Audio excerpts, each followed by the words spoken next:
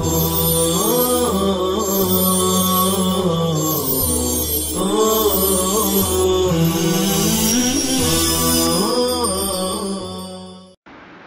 اللہ الرحمن الرحیم۔ تو امام ابن نجیم کے حوالے سے آپ کے سامنے ایک اقتباس اس سے پہلے درس میں پڑھا گیا تھا، جس میں امام بخاری کے حوالے سے بزازی نے نقل کیا ہے کہ آدمی اس وقت تک محدث کامل نہیں بن سکتا، کامل محدث نہیں بن سکتا جب تک کہ اربعن مع اربعین، چار چیزوں کے ساتھ حاصل نہ کرے، چار چیزوں کی طرح، چار چیزوں کے ساتھ، چار چیزوں میں، چار چیزوں کے وقت، چار مقامات میں، چار چیزوں پر، چار قسم کے لوگوں سے، چار چیزوں کے لیے، چار چیزوں کے ساتھ۔ جب یہ تمام چیزیں پوری ہو جاتی ہے تو چار چیزیں اس پر آسان ہو جاتی ہے اور وہ چار چیزوں میں مبتلا کیا جاتا ہے۔ پس جب اس نے اس پر بھی صبر کر لیا تو اللہ رب العزت اسے دنیا میں اس چار چیزوں سے اکرام کرتے ہیں اس کا، اور آخرت میں اسے چار چیزیں عطا کی جائے گی۔ اس کے بعد لکھا ہے اما الاولی فاخبار الرسول صلی اللہ علیہ وسلم وشرائعه واخبار الصحابة ومقاديرهم والتابعين واحوالهم وسائر العلماء وتواريخهم۔ تو جو چار چیزیں انسان کے لیے سب سے زیادہ ضروری ہے محدث کامل بننے کے لیے، ان کے بارے میں بیان کیا کہ نبی کریم صلی اللہ علیہ وسلم کی احادیث مرفوعہ اور اس میں بیان کردہ احکام کا جاننا، نمبر ایک۔ نمبر دو، حضرات صحابہ کرام رضوان اللہ تعالی عنہم اجمعین کے اخبار اور آثار موقوفہ اور ان کی سیرتوں کا جاننا۔ نمبر تین، حضرات تابعین کے اخبار اور آثار مقطوعہ اور ان کے احوال کا جاننا۔ نمبر چار، علماء کے اقوال اور ان کے تاریخ سے واقف ہونا۔ تو کہا کہ ان چار چیزوں سے ایک محدث کامل بننے کے لیے سب سے پہلی یہ چار چیزیں اس کے لیے ضروری ہے۔ ان چار چیزوں کا حصول کیسے ممکن ہوگا؟ مع اربعین، اس کے ساتھ چار چیزوں کو ملایا جائے اس کے ساتھ، تو وہ چار چیزیں، اس سے پہلے والی چار چیزوں کے بارے میں اسے علم حاصل ہوگا۔ کہا وہ چار چیزیں کیا ہے، وہ مع اربعین کیا ہے؟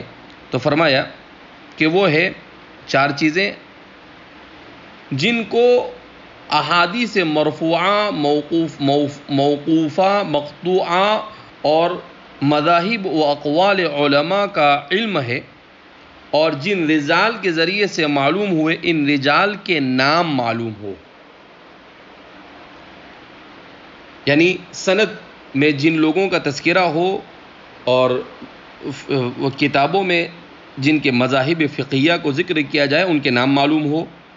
نمبر دو، ان کی کنیتوں کا علم ہو۔ نمبر تین، ان کے امکنہ کا، ان کے اوطان کا ذکر ہو، وہ کہاں کے رہنے والے، کس علاقے کے رہنے والے، کس جگہ کے رہنے والے۔ وہ ازمینتہم، اور ان کے تاریخ ولادت، ان کے تاریخ وفات اور ان کے زمانے کے حالات کا علم ہو۔ تو پہلی چار چیزوں میں مہارت حاصل کرنے کے لیے ان چار چیزوں کا ہونا ضروری ہے کہ ان صحابہ ہے، اور پہلے تو نبی کریم صلی اللہ علیہ وسلم کی مکمل سیرت سے واقفیت، اس کے بعد حضرات صحابہ کی سیرت اور ان کے اقوال سے واقفیت، اس کے بعد تابعین اور ان کے احوال سے واقفیت، اور اس کے بعد مشاہیر علماء ہر زمانے کے ان سے واقفیت۔ تو ان سے جو واقفیت ہے اس کے سلسلے میں بیان کیا کہ ان میں چار چیزوں کا جاننا ضروری ہے کہ ان کے نام معلوم ہو، ان کی کنیتوں کا علم ہو، اور ان کے اوطان یعنی ان کے وطن کا علم ہو اور ان کے زمانے کا علم ہو۔ اس کے بعد فرمایا کہ یہ چار چیزیں کیسے ہو، کس طرح کی ہو، کیا تذبذب کے ساتھ ہو؟ تو بڑی عجیب بات بیان فرمائی کہ اربعین، چار چیزوں کی طرح، التحمید مع الخطب والدعاء مع الترسل والتسمیۃ مع السورۃ والتکبیر مع الصلاۃ۔ کہا کہ مذکورہ چیزیں اس طرح سے یاد ہو جیسا کہ خطبے میں الحمدللہ آدمی کبھی بھولتا نہیں، اور جب انسان دعا کرتا ہے تو اپنے ہاتھ کو پھیلانا یہ بھی کبھی بھولتا نہیں ہے، اور جب انسان کسی سورت کو پڑھتا ہے تو بسم اللہ پڑھنا یہ کبھی بھولتا نہیں ہے، اور انسان جب نماز کے لیے کھڑا ہوتا ہے تو اللہ اکبر کہنا یہ کبھی بھولتا نہیں۔ کہا کہ جیسے ان چار جگہوں میں انسان سے بھول کر بھی غلطی نہیں ہو سکتی ہے، اسی طریقے سے علماء کے، صحابہ اور ان کی تفصیلات کا علم بھی ایسا ہی ہونا چاہیے، اتنا ٹھوس اور مضبوط ہونا چاہیے۔ اس کے بعد بیان کیا کہ مع اربعین، کہ یہ جو چار چیزیں جانیں، ان چار چیزوں کے جاننے کے لیے بھی چار چیزوں کا ہونا ضروری ہے۔ وہ چار چیزیں کیا ہے؟ تو کہا وہ چار چیزیں ہیں المسندات والمرسلات والموقوفات والمقطوعات، کہ اس کو معلوم ہونا چاہیے کہ جس چیز کو، جس حدیث کو وہ پڑھ رہا ہے وہ مسند ہے، مرسل ہے، موقوف ہے یا مقطوع ہے، اس کا بھی اس کا علم ہونا ضروری ہے۔ جیسا کہ ہمارے علماء نے لکھا ہے کہ مسند کس کو کہتے ہیں؟ المسند متن الحدیث ان یرویہ المحدث عن شیخ یظہر سماعه منه لمن يحتمله وكذلك سماع شيخه من شيخه إلى أن يصل الإسناد إلى صحابي مشهور إلى رسول الله صلى الله عليه وسلم۔ اس کو مسند کہا جاتا ہے کہ متن حدیث کی وہ سند جو وہ کسی محدث کے حوالے سے اس طور پر نقل کرے کہ اس نے اس سے براہ راست سنا ہو، اور جس شیخ سے وہ سنے اس شیخ نے اپنے شیخ سے اور اس نے اپنے شیخ سے، یہاں تک کہ اس کی سند کسی مشہور صحابی تک پہنچتی ہو، اور وہ مشہور صحابی اس سند اور اس بات کا استناد اور اس بات کی نسبت نبی کریم صلی اللہ علیہ وسلم کی طرف کرتے ہوں، تو اسے کہا جاتا ہے مسند۔ مرسل کس کو کہتے ہیں؟ المرسل ما رواہ التابعی واضافۃ للنبی صلی اللہ علیہ وسلم، وہ احادیث جن کی سند کے آخر میں صحابی کا واسطہ حذف کر دیا گیا ہو، کہ تابعی نے ذکر کیا، بیچ میں صحابی تھے، یا تو وہ بھول گئے یا کسی وجہ سے انہوں نے ذکر نہیں کیا صحابی کا نام، تو ایسے فرامین کو مرسل کہا جاتا ہے۔ مرسل کے بارے میں مزید تفصیلات بہرحال آپ آگے سنیں گے۔ موقوف و احادیث جن کا تعلق صحابہ سے ہو، یعنی قول الصحابی کہہ کر نقل کیا گیا ہو، قول صحابی ہو، اسے موقوف کہا جاتا ہے۔ اور مقطوع و اقوال جو تابعین کی طرف جس کی نسبت کی گئی ہو، تو اس طرح سے اس پوری تفصیل کے ساتھ احادیث کے جاننے کے بارے میں بیان کیا کہ اس طرح سے جب جانا جائے تو پھر مانا جائے گا مع اربعین، فی اربعین، فی صغرہ، فی ادراکہ، فی شبابہ، فی کہولتہ، کہ ان چار چیزوں کو جاننے کے لیے سال، 2 سال، 4، 5 سال کافی نہیں ہے، بلکہ ان کو جاننے کے لیے بچپن سے محنت شروع کرنی پڑے گی، یہاں تک کہ بلوغت کے قریب پہنچ جائے گا، پھر جوان ہو جائے گا اور پھر بوڑھا ہو جائے گا۔ کیا مطلب؟ کہ زندگی بھر جب وہ اس میں کھپائے گا اپنی پوری زندگی ان چیزوں کو حاصل کرنے کے لیے، تب جا کر اسے علم حدیث میں کمال حاصل ہوگا۔ اس کے بعد سوال پیدا ہوتا ہے کہ کیا گھر پر بیٹھے بیٹھے بچپن، بڑھاپا، جوانی گزارنے سے یہ چیزوں کا علم ہو جائے گا؟ تو عجیب بات بیان کی ہے، تو آپ فرماتے ہیں عند اربعین، کہ ان 4 چیزوں کے حصول کے لیے باربعین، کیا مطلب باربعین کا؟ کہ ان 4 چیزوں کے حصول کے لیے 4 مقامات اسے اس کے سفر کرنے پڑیں گے، پہاڑوں کو چیر کر سفر کرنا ہوگا، سمندروں پر سوار ہو کر سفر کرنا پڑے گا، کبھی ضرورت پڑی تو خشکی پر سفر کرنا پڑے گا، اور شہر شہر ایسے مشائخ کو تلاش کر کر ان کے سامنے زانو تلمس طے کر کر بڑے ادب سے سیکھنا ہوگا، تب جا کر اس میں مہارت حاصل ہوگی۔ اس کے بعد بیان کیا علی اربعین، کہا کہ 4 چیزوں پر، کیسے کہ ان کو ایسا نہیں کہ بس ان کے پاس گئے، ان کا منہ دیکھ لیا، زیارت کر لی، آ گئے اور کمال حاصل ہو گیا، کہا کہ نہیں، ان چیزوں کو لکھنا پڑے گا۔ کبھی کچھ نہیں ہے تو پتھر پر لکھ لینا پڑے گا، چمڑے پر لکھ لینا پڑے گا، ہڈی پر لکھ لینا پڑے گا، ٹھیکڑے پر لکھ لینا پڑے گا۔ تو جو چیز اس کے پاس ہو، جتنے بھی اس کے وسائل اس سے حاصل ہو سکتے ہو، ان چیزوں کو لکھنے کے لیے ان تمام وسائل کا اسے انتظام کرنا پڑے گا۔ ہمارا زمانہ ہے تو ہمارے زمانے کے اعتبار سے کاپی ہے، قلم ہے، لیپ ٹاپ ہے، کمپیوٹر ہے، یہ ساری چیزیں بھی گویا کہ اس میں آ جاتی ہیں۔ اس کے بعد کہا عن اربعین، 4 چیزوں سے، یعنی 4 آدمیوں سے علم حاصل کرنا ہوگا۔ وہ 4 آدمی کون ہے؟ تو کہا کہ عن اربعین میں جو لوگ ہیں، عمن ہوا فوقہ ودونہ ومثلہ وعن کتاب ابیہ اذا علم انہ خطہ، اپنے سے بڑے سے بھی، اپنے سے چھوٹے سے بھی ضرورت ہو تو علم حاصل کرنا پڑے گا، اپنے ہم مثل اور اپنے برابر ہوگا اس سے بھی، اور اپنے والد کی کتاب سے جب کہ یہ معلوم ہو کہ اس کے والد کی تحریر ہے۔ کہا اس طریقے سے اس کو حاصل کرنا لاربعین، 4 سے، کیا مطلب اس میں اربعین سے مراد؟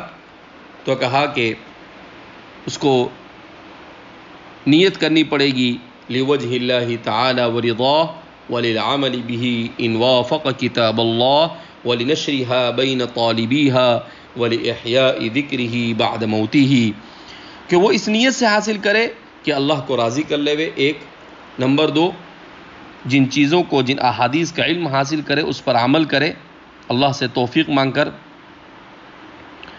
اور نمبر 3، اسے دوسرے لوگوں میں عام کرے اور پھیلائے، اسے سکھائے، طلباء کو سکھائے اور دوسرے لوگوں کو بھی جہاں تک سکھایا جا سکتا ہے،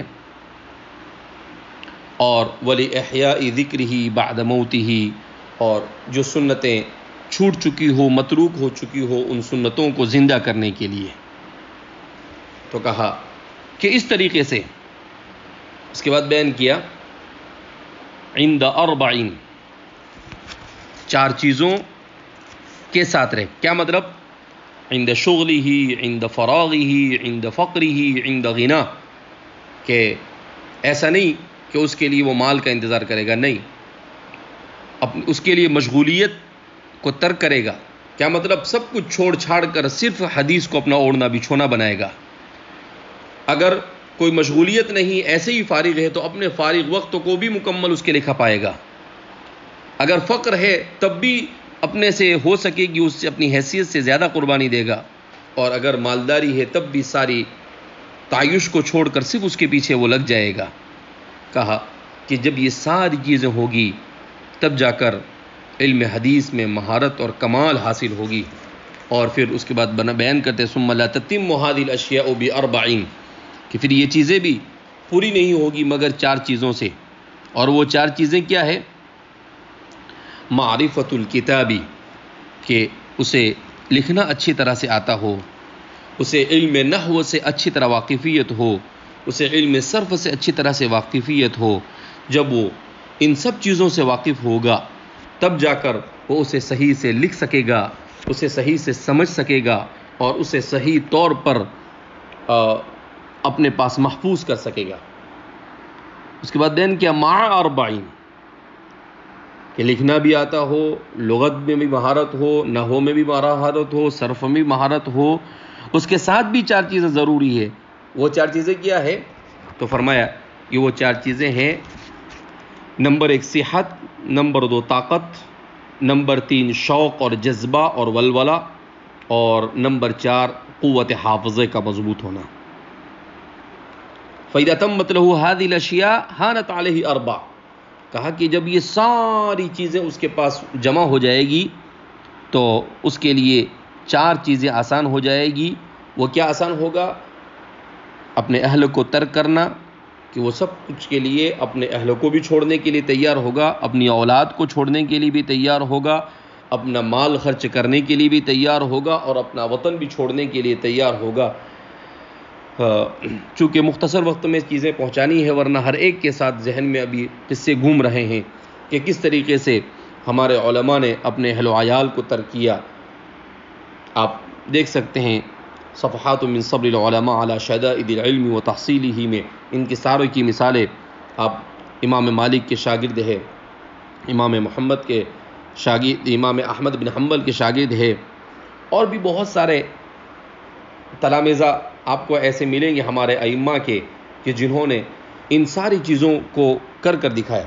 پھر اس کے بعد بتلایا وَابْتُلِيَ بِأَرْبَعٍ، جب یہ سب کچھ ہوگا اس کے بعد بھی وہ 4 چیزوں میں مبتلا کیا جائے گا، دنیا میں آزمایا جائے گا۔ وہ کیا ہے؟ شماتۃ الاعداء، کیا مطلب؟ کہ اسے جب کوئی تکلیف ہوگی تو دشمن اس پر ہنسیں گے، اس پر صبر کرنا ہوگا اسے۔ ملامت الاصدقاء، دوست ہوں گے وہ بھی برا بھلا کہیں گے۔ طعن الجہال، جو نادان اور جاہل لوگ ہوں گے وہ بھی طعن و تشنیع کریں گے۔ حسد العلماء، اور جو علماء ہوں گے اس کے علم کو دیکھ کر وہ بھی اس سے حسد کریں گے۔ لیکن آگے فرماتے ہیں فَإِذَا صَبَرَ، جب وہ ان سب چیزوں پر صبر کر لے گا تو کیا ہوگا؟ اکرمہ اللہ تعالی فی الدنیا باربعین، تو اللہ رب العزت اسے دنیا میں 4 نعمتوں سے مالا مال فرمائیں گے۔ وہ 4 چیزیں کیا ہے؟ تو فرمایا عز القناعتی، کہ وہ قناعت پر اتر آئے گا۔ کیا مطلب؟ اس کی طبیعت میں قناعت آ جائے گی، اور جتنا اللہ کی طرف سے ملے گا اسی کو وہ اپنے لیے بہتر سمجھے گا۔ وہیبۃ النفس، اور لوگوں پر اس کا رعب اور دبدبہ چھا جائے گا۔ ولذت العلم، اور اس کو علم کی لذت حاصل ہوگی، جیسے کھانے والے کو میٹھا کھانے سے اور اچھی اچھی لذیذ چیزوں کے کھانے سے لذت حاصل ہوتی ہے، اسے علم کی لذت حاصل ہوگی۔ اور اس کے بعد فرمایا وحیات الابدی، اور دائمی زندگی، یعنی اس کے مرنے کے بعد بھی لوگ اسے یاد کریں گے۔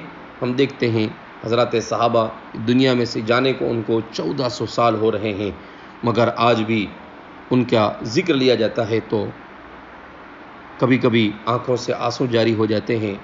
ان کی محبت میں رضی اللہ عنہم آدمی کہنا شروع کر دیتا ہے۔ یہ ہو گیا دنیا کی نعمتیں۔ آخرت میں اللہ اسے کیا عطا فرمائے گا؟ تو کہا بالشفاعۃ لمن اراد من اخوانہ، کہ قیامت کے دن اللہ رب العزت اس کی سفارش کو قبول کرے گا اپنے بھائیوں میں سے جس کے لیے بھی وہ چاہے گا سفارش کرے گا۔ اس کے بعد وبظل العرش حیث لا ظل الا ظلہ، جس دن سورج ایک بالشت سر پر ہوگا تو اللہ رب العزت اسے اپنے عرش کے سائے میں جگہ دے گا۔ اور فرمایا والشرب من الکوثر، اور حوض کوثر سے اسے پانی نصیب ہوگا۔ وجوار النبیین فی اعلی العلیین، اور اعلی علیین میں انبیاء کرام علیہم الصلاۃ والسلام کا قرب اور ان کا پڑوس میں ہونا اسے نصیب ہوگا۔ یہ اس طرح سے میرے عزیز طلباء علم حدیث میں کمال حاصل کیا جا سکتا ہے۔ قربان جائیے ہمارے علماء پر کہ جنہوں نے اپنے علم حدیث میں کمال کے لیے کس طرح کے اپنے تجربات کو بیان کیا۔ امام بخاری کے حوالے سے امام ابن نجیم نے ان باتوں کو نقل کیا ہے۔ بہرحال لگتی ہے بڑی عجیب، لیکن واقعتاً اگر دیکھا جائے تو ہمارے ان محدثین کی زندگیوں میں تمام چیزیں پائی جاتی ہے۔ اللہ رب العزت بھی ہمیں ہمارے انہی محدثین کی ڈگر پر چل کر علم حدیث کے لیے خوب اپنے آپ کو کھپانے کی اور محنت کرنے کی توفیق مرحمت فرمائے۔